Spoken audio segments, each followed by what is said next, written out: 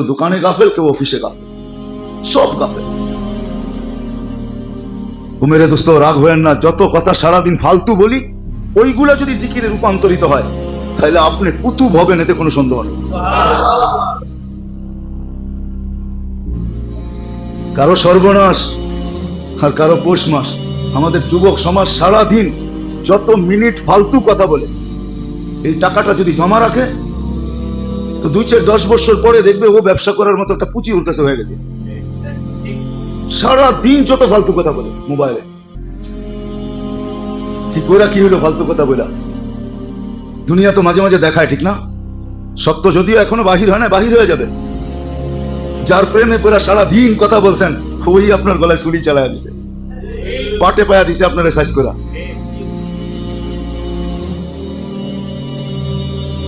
লাভটা কি হলো? সমাজকে তো মাঝে মাঝে আল্লাহ দেখান, কাহিনী দেলি দেলি হইতেছে। আসেন উদাসীনতার থেকে বাহির। এটার জন্য যেমন জিক্র ইবাদত, এরকম আল্লাহ ওয়ালাদের সোহবত, আল্লাহ ওয়ালাদের সোহবত হতে হবে, তাইলে হবে, নাইলে হবে না। সোহবত লাগবে, যখন আল্লাহ ওয়ালাদের সোহবতে যাবে তখন যে হবে, নাইলে হবে না। নাইলে আপনি বলবেন শুধু জিকির জিকির বলবেন, আপনিও জিকির করবেন না। কিছু জিকির বাইধা নেওয়া উচিত নিজের উপরে। আপনি দেখেন এক ধ্যানে কতক্ষণ জিকির করে দেখেন, আপনার ভিতরে প্রশান্তি ফিল হবে। আলা বিযিকরিল্লাহি তাতমাইন্নুল কুলুব।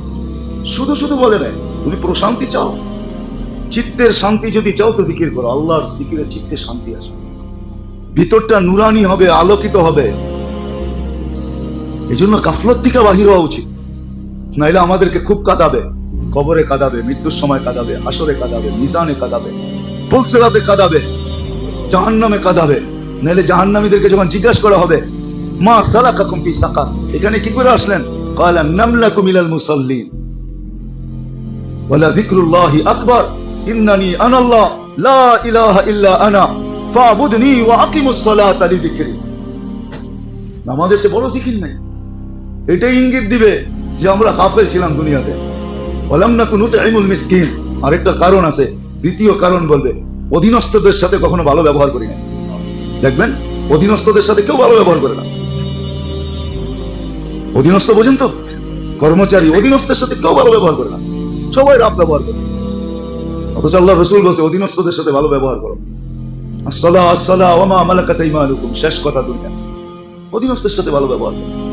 এই জন্য আসেন আসেন হক্কানি আলেম ওলামা আল্লাহ ওয়ালাদের সোহবতে থেকে নিজেকে জিকিরের অভ্যস্ত করুন, ইবাদতের অভ্যস্ত করুন, বন্দেগীর